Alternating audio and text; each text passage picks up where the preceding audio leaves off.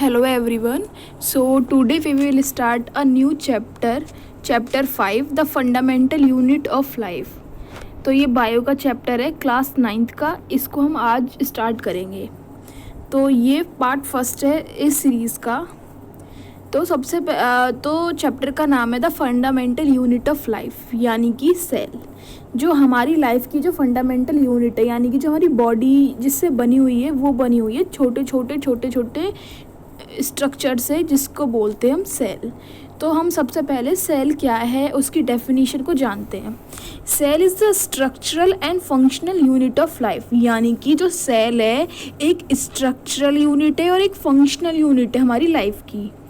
Cell जो है basic unit of life है, यानी कि हमारी जो लाइफ है वो सेल से ही मिलकर बनी हुई है। तो इसमें बात करा था हमने कि स्ट्रक्चरल है और एक फंक्शनल है। तो स्ट्रक्चरल और फंक्शनल का मतलब क्या है? स्ट्रक्चरल का मतलब है कि जो हमारी जो बॉडी है उसको वो स्ट्रक्चर प्रोवाइड करे, उसका बॉडी डिज़ाइन करे, यानी कि जैसे हमारी बॉडी का स्ट्रक्चर है तो वो किसकी वजह से, वो सेल की वजह से ही है। सेम फंक्शनल का मतलब है कि ये एक तो स्ट्रक्चर वर्क करती है और एक फंक्शनल, यानी कि फंक्शनल का ये है कि जितनी भी हमारी बॉडी में एक्टिविटी होती हैं वो सारी सेल की हेल्प से ही होती है। यानी कि जो सेल होती है, अलग अलग सेल, बहुत सारी करोड़ों मिलियंस में सेल होती है हमारी बॉडी में, तो वो सेल ही ना सारा वर्क करती है हमारी बॉडी में, हर की फंक्शनल भी और स्ट्रक्चरल भी, सारा मेंटेन जो काम करती हैं वो हमारा सेल करती हैं। क्योंकि जो हमारी बॉडी है वो छोटे छोटे बहुत सारी सेलों से मिलकर बना हुआ होता है। Cell is drive from Latin word cellula. Cell जो वर्ड ड्राइव हुआ था वो लैटिन वर्ड हुआ था सेलुला से, ठीक है। इसका मतलब है लिटिल रूम। सेलुला का मतलब है लिटिल रूम, यानी कि सेल एक छोटे छोटे कमरों की तरह होता है, यानी कि ऐसे छोटे छोटे कमरे ज्वाइन कर दिए तो सेल बन गया, ठीक है। तो सेल नंबर के बेसिस पर 2 टाइप की होती हैं। एक होता है यूनिसेलुलर ऑर्गेनिज्म और एक होते हैं मल्टीसेलुलर ऑर्गेनिज्म। तो नंबर के बेस पर ऑर्गेनिज्म जो होते हैं वो 2 टाइप के हो गए। एक यूनिसेलुलर, जिनके पास खाली एक ही सेल प्रेजेंट है। यूनि का मतलब होता है 1 और सेलुलर का मतलब होता है सेल, यानी कि जिनके पास खाली एक सेल होती है, ऐसे ऑर्गेनिज्म उनको सिंगल सेल बोलते हैं। और जिनके पास बहुत सारी सेल होती है, यानी कि मल्टी सेलुलर, मल्टी का मतलब होता है बहुत सारे, 2 3 या मतलब बहुत सारे नंबर में, और सेल का मतलब सेलुलर, यानी कि जब बहुत सारे सेल मिलकर बनाते हैं तो उसको बोलते हैं मल्टी सेलुलर। तो जो ऑर्गेनिज्म होते हैं वो 2 टाइप्स के डिवाइड हो जाते हैं सेल के बेसिस पर, एक तो यूनिसेलुलर और एक मल्टी सेलुलर, ठीक है। अब हम बात करते हैं यूनिसेलुलर ऑर्गेनिज्म की। Unicellular organism, the organism made up of single cell are called unicellular organism. जो ऑर्गेनिज्म एक ही सेल से मिलकर बने हुए होते हैं उनको हम यूनिसेलुलर ऑर्गेनिज्म बोलते हैं। इसका एग्जाम्पल आता है अमीबा, पैरामीशियम। ये सारे जो ऑर्गेनिज्म होते हैं ना वो सिंगल सेल के होते हैं। अब वो सेकंड है मल्टी सेलुलर, यानी कि वो ऑर्गेनिज्म जो बहुत सारी सेल से मिलकर बने हुए होते हैं, जैसे कि हम हो गए, एनिमल्स में ह्यूमन आ गए, प्लांट्स हो गए, ये सब होते हैं मल्टी सेलुलर। तो difference between unicellular and multi cellular, हम इनका डिफरेंस देखते हैं कि यूनिसेलुलर और मल्टी सेलुलर में क्या डिफरेंस होता है। यूनिसेलुलर ऑर्गेनिज्म वो ऑर्गेनिज्म जो कि एक ही सेल से मिलकर बने होते हैं, यानी कि made by 1 cell. Multi cellular organism का मतलब कि बहुत सारी सेल से मिलकर बने हुए होते हैं। सेकंड पॉइंट, जो यूनिसेलुलर ऑर्गेनिज्म है ना उनका लाइफ स्पैन जो होता है वो शॉर्ट होता है। लाइफ स्पैन यानी कि उनकी ज़िंदगी, यानी कि जो ऑर्गेनिज्म जब एक ही सेल से मिलकर बना हुआ है तो सारे काम ही एक ही सेल करेगी, तो वो जल्दी डेथ हो जाएगी ना उस ऑर्गेनिज्म की, तो इसलिए उसका लाइफ स्पैन जो होता है वो शॉर्ट होता है। सेम मल्टी सेलुलर ऑर्गेनिज्म में बहुत सारी सेल से बनकर वो मिलकर बना हुआ होता है, तो सेल डेड होती रहती है और नई बनती रहती हैं, तो इसलिए इसका लाइफ स्पैन जो होता है बहुत लॉन्ग होता है। यूनिसेलुलर जो सिंगल में ना जो सिंगल सेल होती है वो ही सारे प्रोसेस करती है, यानी कि वही डाइजेशन करेगी, वही सारे एक्सक्रीशन भी वही करेगी और रेस्पिरेशन भी वही करेगी। सारे जो प्रोसेस है ना वो सिंगल सेल ही करती है यूनिसेलुलर में।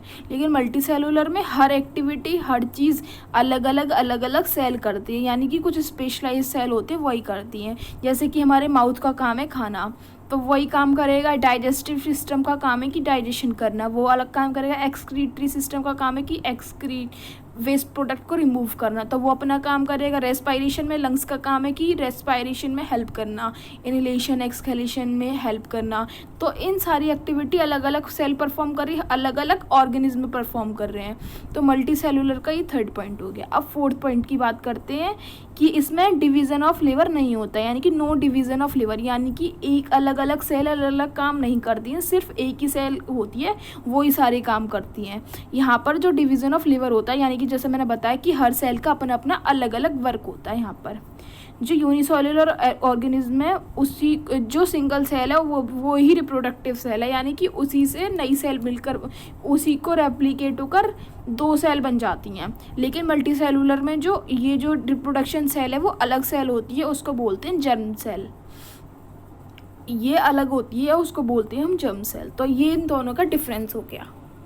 अब हम बात करते कि माइक्रोस्कोप की। तो इसमें जो कि हम सेल का एक एक्टिविटी करेंगे कि सेल को देखेंगे कि सेल होती कैसी है। तो उसके लिए हम सबसे पहले माइक्रोस्कोप के बारे में जानते हैं कि माइक्रोस्कोप क्या होता है। कि एक कंपाउंड माइक्रोस्कोप होता है जिससे कि हम चीज़ों को ना जो हम अपने नेक्ड आई से नहीं देख सकते उसको हम देख सकते हैं। तो ये ऐसा माइक्रोस्कोप होता है। यहाँ इसकी आईपीस होती है जहाँ हम अपनी आँखें रखते हैं। फिर ये एडजस्टमेंट वाला होता है, ये फाइन एडजस्टमेंट, ये इसकी आर्म होती है, यहाँ से हम पकड़ते हैं। ये ऑब्जेक्टिव लेंस होता है। इसके नीचे ये जो माइक्रोस्कोप स्लाइड है यहाँ पर हम रखते हैं, ये क्लिप है।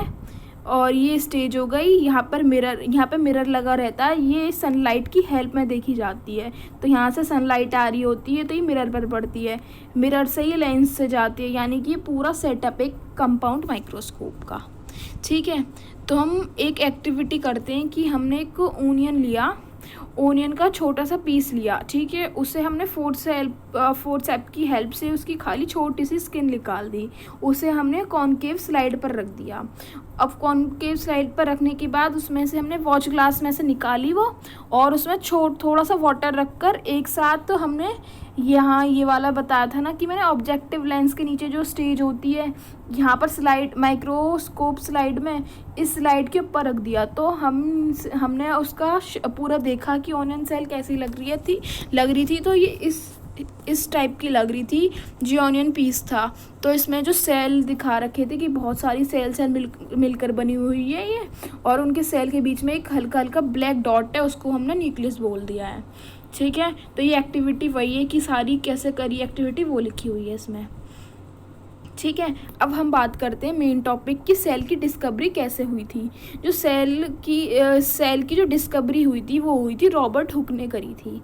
इनका जो टाइम पीरियड है वो 1635 से 1703 है। उनके हिसाब से उन्होंने क्या करा, उन्होंने एक ट्री की जो बार्क होती है ना उसको लिया, एक छोटे से कट सेक्शन में काट दिया। फिर उन्होंने जैसे हमने इसका ओनियन का देखा ऐसे उन्होंने माइक्रोस्कोप में देखा। तो उन्होंने देखा कि एक हनीकॉम्ब लाइक स्ट्रक्चर है जो सेल है, यानी कि जैसे हमने कभी उसका मधुमक्खी का छत्ता देखा होता, छोटे छोटे ऐसे वो रहते हैं ना, अलग अलग रूम से रहते हैं, उसमें छोटे ब्लॉक से बने हुए होते हैं। तो उन्होंने वही बात बताई कि ये एक हनीकॉम्ब लाइक स्ट्रक्चर है जो कि एक टिनी रूम लाइक कंपार्टमेंट से मिलकर बना हुआ है। तो इन्होंने ये रॉबर्ट हुक का पूरा ही बता दिया कि उन्होंने कैसे डिस्कवर किया। तो रॉबर्ट हुक ने इसके हिसाब से एक डेफिनेशन दे दी अपनी सेल की कि living organism have number of small structure और यूनिट, यानी कि जो लिविंग ऑर्गेनिज्म है उनके पास बहुत सारी स्मॉल स्ट्रक्चर या यूनिट है, उसको उन्होंने सेल बोल दिया। रॉबर्ट हुक की एक बुक है माइक्रोग्राफिया, तो इसकी बुक का नाम पूछा जाता है रॉबर्ट हुक की बुक का क्या नाम है, तो उसका नाम है माइक्रोग्राफिया। अब हम सेकंड की बात करते हैं। सेकंड साइंटिस्ट आए थे एंटोनियो वॉन लीवनहुक। इनका जो टाइम पीरियड था 1632 से 1723 था। उन्होंने कंपाउंड माइक्रोस्कोप बनाया था। एक तो उनकी जो डिस्कवरी थी कि उन्होंने कंपाउंड माइक्रोस्कोप बनाया जिससे हम आज यूज़ करते हैं। और उन्होंने क्या करा, जो लिविंग सेल थे ना, जो कि पॉन्ड वाटर में चल रहे थे, जैसे कि बहुत सारे लिविंग सेल थे, उन पर उन्होंने वर्क किया था। और उन्होंने 1678 में जो ह्यूमन का स्पर्म है, डॉग है, रैबिट है, फ्रॉग है, फिश है, इंसेक्ट्स हैं, इन सब पर उन्होंने वर्क किया था। अब हम थर्ड साइंटिस्ट बात करते हैं, रॉबर्ट ब्राउन। रॉबर्ट ब्राउन का जो टाइम पीरियड है वो है 1773 से 1858। ये जो टाइम पीरियड है ना, वो नहीं पूछा जाएगा एग्ज़ाम में, ये पूछा जाएगी कि उनकी डिस्कवरी का ईयर क्या है। तो 1831 में उन्होंने डिस्कवर किया था न्यूक्लियस। रॉबर्ट ब्राउन ने क्या डिस्कवर किया था, न्यूक्लियस डिस्कवर किया था प्लांट सेल में। तो हमने पहले साइंटिस्ट पढ़े थे रॉबर्ट हुक। रॉबर्ट हुक ने तो सेल का डिस्कवर किया। एक रॉबर्ट ब्राउन आया, उन्होंने करा न्यूक्लियस का। एंटोनियो वॉन ल्यूवन हुक ने क्या करा था, कंपाउंड माइक्रोस्कोप करा था। और उन्होंने फ्री लिविंग सेल देखी थी, यानी कि अगर सेल की डिस्कवरी देखी जाए तो जो डेड सेल पर करा था रॉबर्ट हुक ने, लेकिन एंटोनियो वॉन लीवन हुक ने जो करी थी वो फ्री लिविंग सेल पर डिस्कवरी की थी। अब बात करते हैं जेई पुरकेंजी। ये फोर्थ साइंटिस्ट हैं। इनकी जो टाइम पीरियड है वो 1787 से 1869 है। इन्होंने जो डिस्कवरी की थी वो की थी प्रोटोप्लाज्म पर।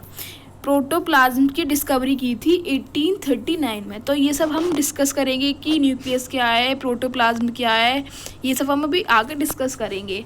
अब फिफ्थ साइंटिस्ट आए थे हैकल। हैकल ने जो डिस्कवरी हुई थी न्यूक्लियस की, रॉबर्ट ब्राउन ने जो करी थी, उन्होंने उसके बारे में बताया था कि न्यूक्लियस जो है वो ही रिस्पॉन्सिबल है कैरेक्टर्स के ट्रांसफ़र के लिए। यानी कि हम जो अपने पेरेंट्स जैसे दिखते हैं वो न्यूक्लियस की वजह से ही दिखते हैं, कि न्यूक्लियस में ही ऐसी कुछ चीज़ प्रेजेंट है जिसकी वजह से हम अपने पेरेंट्स जैसे दिखते हैं। तो अब मेन टॉपिक आता है सेल थ्योरी। ये सेल थ्योरी से रिलेटेड मतलब पूरा 5 मार्क्स में पूछ लिया जाता है, 3 मार्क्स में भी आ जाता है कि पूरी सेल थ्योरी लिखो और उसके पोस्टुलेट लिखो। तो सेल थ्योरी में जो साइंटिस्ट थे, ये 3 साइंटिस्ट थे। फर्स्ट थे शेल्डन। शेल्डन जो थे एक बोटनिस्ट थे, यानी कि जो उन्होंने प्लांट पर वर्क करा था। तो उन्होंने ये बताया था कि जितने भी प्लांट होते हैं वो सेल से मिलकर बने हुए होते हैं। इन्होंने 1838 में बताया था। दूसरे साइंटिस्ट आए थे शेकवन। उन्होंने एनिमल ये जूलॉजिस्ट थे, तो उन्होंने एनिमल पर वर्क करा। तो उन्होंने ये बताया था कि एनिमल जितने हैं वो भी सेल से मिलकर बने हुए हैं। तो उन्होंने बताया था 1839 में। तो दोनों की डिस्कवरी सेम पीरियड में हुई थी। एक ने प्लांट के लिए डिस्कवर किया था और एक ने एनिमल के लिए किया था। थर्ड थे आर विर्चो। इन्होंने क्या बताया, उन्होंने आइडिया दिया ओमनी सेलुली ई सेलुला, यानी कि ये जो वर्ड है ना बहुत फेमस है, हर क्वेश्चन में डाल दिया जाता है। इसका मतलब है कि जितने भी सेल थे वो हमारे पुराने ही सेल से मिलकर बने हुए होते हैं। यानी कि इन दोनों के डिस्कवरी के बाद उन्होंने थर्ड पॉइंट ये दे दिया कि जितने भी सेल है ना, जो हमारे सेल है वो किसी पुरानी सेल से ही मिलकर बने हुए होते हैं। उन्होंने थर्ड पॉइंट दे दिया। अब हम बात करते हैं सेल थ्योरी की पोस्टुलेट की।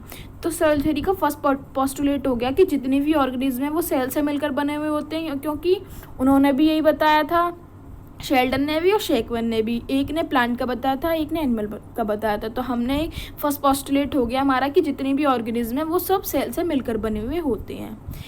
सेकेंड पोस्टुलेट हो गया all metabolic activity take place in cell से ही जितनी भी एक्टिविटी होती है हमारी वो सारी एक्टिविटी सेल ही करती है। All cell arise from pre existing cell. Third postulate आ गया कि जितनी भी सेल होती हैं वो अपनी ही पुरानी किसी सेल से मिलकर बनी हुई होती हैं। फोर्थ आ गया every organism started life as a single cell, यानी कि जब कोई ऑर्गेनिज्म पैदा होता है, मतलब जो ऑर्गेनिज्म बनता है ना, तो उसकी जो वो बनता है सिर्फ एक ही सेल से मिलकर बनता है। यानी कि एक ही सेल डिवाइड होकर बहुत बड़ी सेल बना देती है।